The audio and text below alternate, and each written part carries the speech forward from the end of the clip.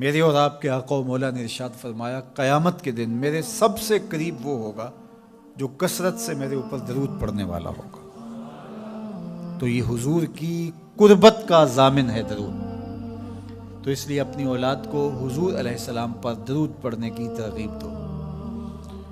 بچپن میں ہی اپنے گھر کے اندر مجالس درود قائم کرو، روزانہ کی بنیاد پہ ہو تو بہت اچھا، نہیں تو ہر 8 دن کے بعد ایک دن ضرور متعین کر لیا جائے۔ جمعۃ المبارک کے دن کثرت کے ساتھ درود پڑھنے کی ترغیب دی گئی ہے، اور فرمایا اس دن فرشتے حاضر ہوتے ہیں۔ تو حضرت ابو درداء رضی اللہ تعالی عنہ نے عرض کی یا رسول اللہ صلی اللہ علیہ وسلم، آپ کی حیات طیبہ میں تو ٹھیک ہے، لیکن جب آپ انتقال کر جائیں تو کیا اس کے بعد بھی یہ عمل جاری رکھا جائے؟ ابن ماجہ میں یہ روایت موجود ہے۔ تو حضور علیہ السلام نے حضرت ابو درداء سے فرمایا ہاں میرے وصال کے بعد بھی اس عمل کو جاری رکھنا، اور ساتھ ارشاد کیا کہ ان اللہ حرم علی الارض ان تاکل اجساد الانبیاء فنبی اللہ حی یرزق، اللہ نے مٹی پر حرام کر دیا ہے کہ وہ نبیوں کے جسموں کو کھائے، نبی قبروں میں زندہ ہوتے ہیں اور ان کو رزق بھی دیا جاتا ہے۔ تو کہا کہ یہ میرے بعد بھی میرے اوپر درود کے سلسلے کو جاری رکھنا۔ تو ایک مومن تو درود کے ساتھ جڑا ہوا ہے، وہ تو درود کے بغیر دن گزار ہی نہیں سکتا، الگ سے نہ بھی پڑھے تو اس کو نماز کے اندر درود پڑھنا ہی ہوتا ہے۔ درود ابراہیمی تو نماز کا حصہ بنا دیا گیا، اور اس کو کثرت کے ساتھ درود پڑھنے کی ترغیب دی گئی۔ تو درود ایک ایسا وظیفہ ہے کہ جو اپنی زندگی میں جتنا زیادہ شامل کر سکتے ہو اتنا زیادہ شامل کر لو۔ ویسے بھی درود پڑھنے سے بچوں میں تقدس پیدا ہوتا ہے، بچے پاک دامن رہیں، عفت مآب رہیں، ان کی طبع میں تقدس رہے، آپ چاہتے ہیں، ہر ماں باپ چاہتا ہے۔ اور پھر دور موجود کے اندر جو فتنے ہیں تو بہت ضروری ہے کہ ہماری اولادیں تقدس مآب رہیں، تو ان کو درود کی ترغیب دو، تو اس کا عملی نتیجہ یہی ہوگا کہ ان میں تقدس کا جوہر پیدا ہوگا اور ان کی عصمت کی حفاظت رہے گی۔ اور درود شریف پڑھنے والے بچے اور درود شریف نہ پڑھنے والے بچے دونوں کی عادات میں فرق ہوتا ہے۔ درود پڑھنے والوں کی طبع میں رقت، لطافت، نرمی، محبت، شفقت جیسے جذبات پیدا ہوتے ہیں۔ یہ درود شریف کا عملی نتیجہ ہے۔ بعض لوگوں کو شکایت ہوتی ہے کہ ہمارے بچے بڑے اکھڑ ہیں، بڑے تند مزاج ہیں، بڑے سخت گیر ہیں، تو اس کا علاج کیا ہے؟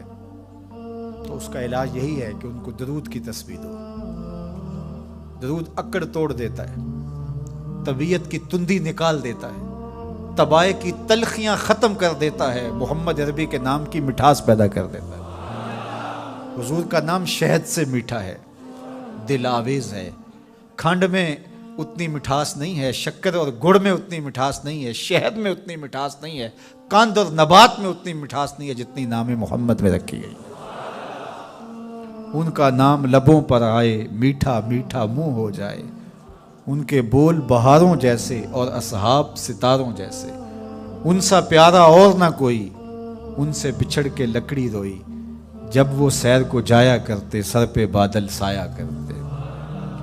میرے شہر کے ایک پنجابی شاعر ہیں، انہوں نے تو قلم ہی توڑ دیا نا، تینوں سینے دی میں ٹھانڈا کھاں، اگر آپ کا ذوق ہو تو،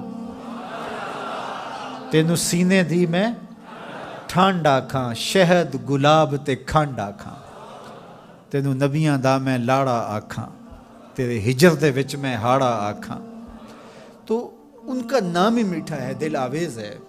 تو درود غصہ ختم کرتا ہے، طبیعت کی تلخی اور تندی مٹا دیتا ہے، اکھڑ پن ختم کرتا ہے۔ تو آپ اگر چاہیں کہ اولاد اکھڑ ہے تو ان کو کسی طرح درود پہ لے آئیں، درود کی تسبیح ان کے ہاتھ میں دے دیں، تو ان کی طبع میں نفاست بھی آئے گی، ان کی طبع میں لطافت بھی آئے گی، ان کی طبع میں رقت بھی آئے گی، ان کی طبع میں محبت بھی آئے گی، ان کی طبع کے اندر جو ہے وہ لیاقت بھی پیدا ہوگی۔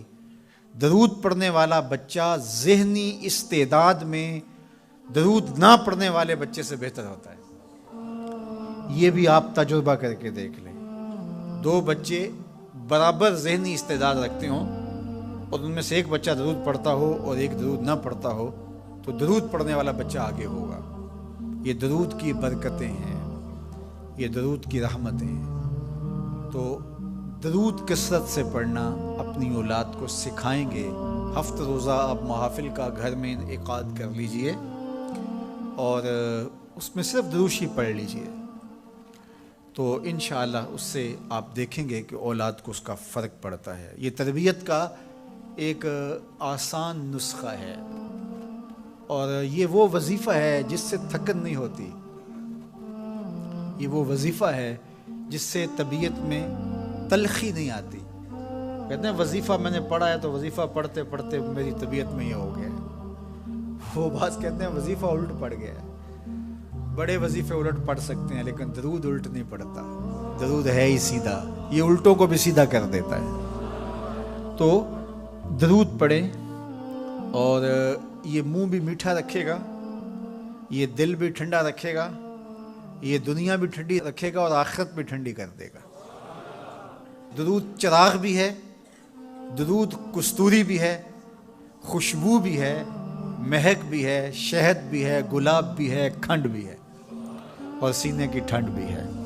تو درود اپنی طبع کے اندر اچھی طرح سے راسخ کر لیں اور اپنی اولادوں کی طبع میں اس کو راسخ کریں۔ اس سے آپ عملاً دیکھیں گے، میں سالوں کی بات نہیں کرتا، اشروں مہینوں کے اندر آپ فرق پڑتا دیکھیں گے۔ ایک شخص آیا اور اس نے کہا کہ میں یہ جرم بھی کرتا ہوں، چوری بھی کرتا ہوں، میرے سے بدی بھی سرزد ہو جاتی ہے، میں جھوٹ بھی بولتا ہوں۔ اس نے کہا میں سب چھوڑ نہیں سکتا۔ تو میرے آقا نے فرمایا کہ تو جھوٹ چھوڑ دے، میرے سے وعدہ کر کے تو نے جھوٹ نہیں بولنا۔ اس نے کہا ٹھیک ہے، اس چیز کا میں وعدہ کر لیتا ہوں۔ اس کا یہ مطلب نہیں ہے کہ باقی چیزوں کی اجازت اللہ کے محبوب نے دے دی، یہ حضور کی تربیت کا طریقہ تھا، مربی کو پتہ ہے کس طرح تربیت کرنی۔ ایک صاحب آئے، اس نے کہا حضور میں اسلام تو قبول کرتا ہوں لیکن نمازیں 5 نہیں پڑھ سکتا، نمازیں 2 پڑھوں گا۔ مسند امام احمد بن حنبل میں روایت ہے۔ تو آقا کریم نے فرمایا ٹھیک ہے، 2 نمازوں پر اس کو بیعت کر لیا۔ اس نے جب 2 پڑھی، اس نے کہا میں تو تہجد بھی پڑھوں گا۔ 2 نمازوں کا چسکا، 2 نمازوں کی لذت آئی تو اس نے کہا میں باقی 3 کیوں چھوڑوں۔ تو یہ طریقہ تھا، تو اس سے یہ عہد لیا کہ تم نے جھوٹ نہیں بولنا۔ اب جب چوری کو جی چاہا، ماحول پیدا ہوا، تو سوچا کہ اللہ کے رسول نے اگر یہ پوچھ لیا کہ چوری کی تو حضور سے یہ تو عہد ہے جھوٹ نہیں بولنا، تو پھر حضور کو بتانا پڑے گا کہ میں نے چوری کی ہے، تو یہ تو حضور کے سامنے شرمندگی ہوگی۔ چوری چھوڑ دی۔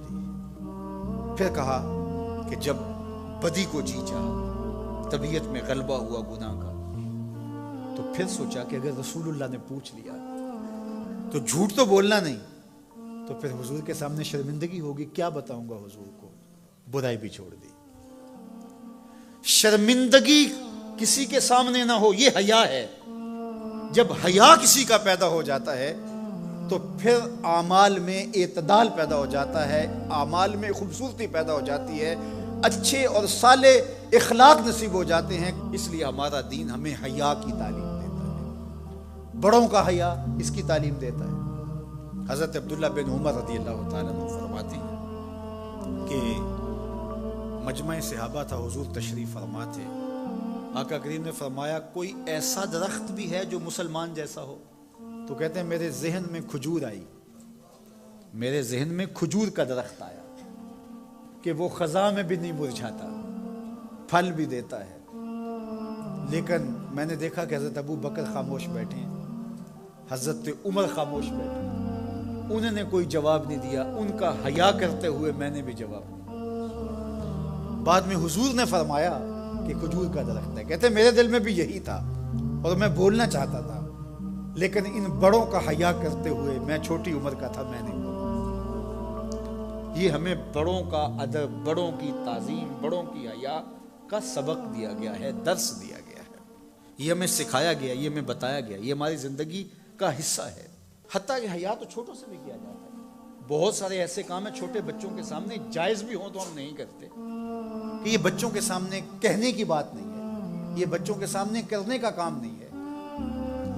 جائز امور بھی ماں باپ کے سامنے، بڑوں کے سامنے نہیں کیے جاتے. تو یہ آداب میں سے ہے. کسی کے سامنے جو ہے وہ اپنے ناک کو جھاڑنا یہ حیا کے منافی ہے. کسی کے سامنے زور زور سے کھانسنا، اگر اصلاح کی ضرورت ہو تو آپ باہر اٹھ کے چلے جائیں یا اس آواز کو دبانے کی کوشش میں لگے رہیں. اس طرح خروج ری ہے، بندہ مجبور ہو جائے تو الگ بات ہے، ورنہ حیا کا تقاضا یہ ہے کہ مجلس کے اندر موجودگی میں اس سے گریز کیا جائے، حتیٰ کہ اس کی سمیل پھیلے اور دوسروں کو تکلیف پہنچے. یہ بھی حیا کے منافی ہے. اللہ اکبر. تو یہ بات ذہن میں رکھیے گا کہ حیا ہمارا دین ہے اور ہمیں حیا اختیار کرنے کی تلقین